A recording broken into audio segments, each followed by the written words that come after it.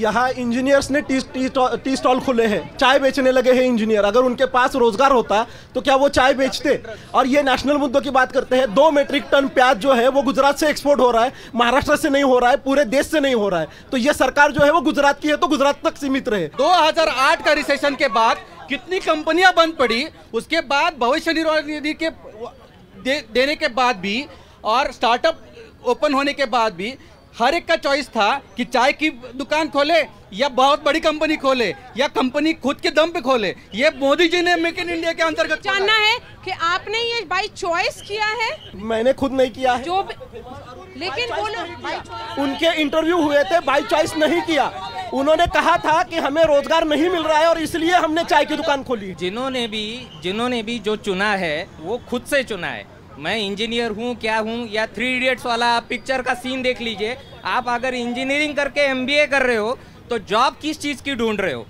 Exactly तो आप अगर इंजीनियर हो तो इंजीनियर वाला जॉब ढूंढोगे तो मिलेगा ना, ढूंढना ही नहीं, आपको जॉब करना ही नहीं है। मैम यहाँ पे जो है जॉब्स की बात हो रही है, बट आज के युवा को जॉब सीकर नहीं जॉब गिवर बनना चाहिए। और ये बीजेपी सरकार में बहुत महत्वपूर्ण तरीके से काम हुआ है। नासकॉम के अंदर 12,000 स्टार्टअप्स, जिसमें 45,000 स्टार्टअप्स जो है 2020 के बाद आए हैं। जो देश कुछ दशकों पहले तक के बाहर विदेशों से जो है आग्रह करता था हमें कंप्यूटर टेक्नोलॉजी चाहिए, वहां आज 1.2 बिलियन डिजिटल उपभोक्ता है। 700 मिलियन से ज्यादा यूजर्स है जो डिजिटलाइजेशन में प्रोफिशिएंट है। जो उनका पॉइंट था ये भी सही है, एक नए अप्रोच से इकोनॉमी को देखा जा रहा है और ये नया अप्रोच है, ये हो रहा है कि जो युवा है वो अब जॉब गिवर बनना चाह रहा है।